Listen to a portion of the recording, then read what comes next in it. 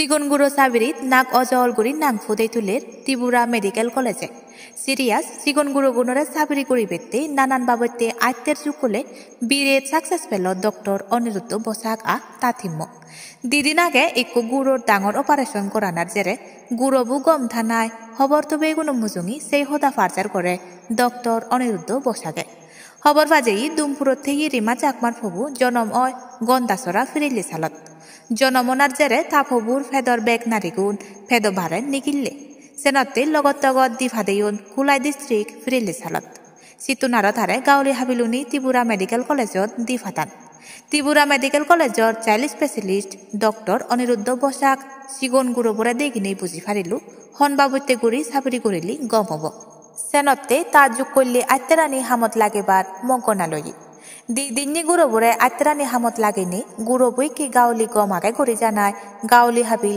Doctor Aniruddha বসাকে এই খবরন আলত গুণাইতে করি তোমার প্রতি ফলো করি থাকো জুমসদক টাইমস লগে ফাতুরু তুরু। আমার নাম রিমা চাকমা। আমরা দুমপুর থেকে আসছি। তো ডেলিভারি হয়েছে গন্দাসরা পর ডেলিভারির পর আবুর পেটের থেকে মানে নাড়ি বুড়ি বাইর হয়েছিল। তো ওখান থেকে রেফার করছে কোলাই থেকে ডাইরেক্ট এখানে আবার রেফার করছে। তখন এখানে আনার পর তো 2 দিনে সার্জারি হয়েছে আবু।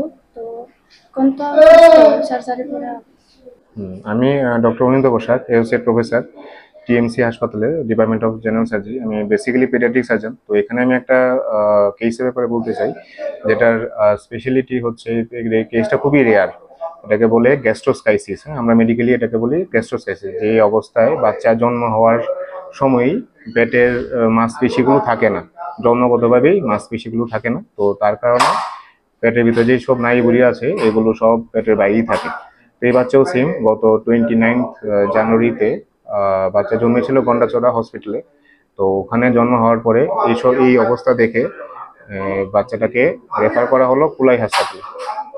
তো কুলাই হাসপাতাল থেকে বাচ্চাকে সেম এই অবস্থা দেখে কোনো কিছুই মানে ওরা কিছু করতে পারলো না। তো ওখান থেকে সে রেফার করা হলো টিএমসি হাসপাতালে, আমাদের হাসপাতালে আমার আন্ডারেই রেফার করা হয়েছিল পেডিয়াট্রিক সার্জারি আন্ডারে। তো বাচ্চাটাকে ভর্তি করার পরে যখন আমি দেখলাম বাচ্চাটা রিয়েলি গ্যাস্ট্রোসাইটিস ছিল এবং খুবই ইমার্জেন্সি অপারেশন খুবই দরকার ছিল, না হলে বাচ্চাটা সেপসিসের কারণেই মারা যেত। তো এই অবস্থায় আমি বাচ্চাকে ভর্তি করার পর 2 দিনের মতন রেখেছি ফর ইনভেস্টিগেশন। তো ইনভেস্টিগেশন করার পরেই ইমার্জেন্সি পারপাসে আমরা অপারেশন করলাম। অপারেশনের মধ্যে আমরা যেটা বইয়ে লেখা আছে বগোটা ব্যাগ, তো এখানে তো বগোটা ব্যাগ অ্যাভেলেবল না। আমরা ইউরো ব্যাগটাকে মডিফাই করে এরকম বগোটা ব্যাগ করে তারপর অপারেশন করে এখন বাচ্চার বয়স হচ্ছে মোটামুটি 1 মান্থ। এখন বাচ্চা সুস্থ আছে।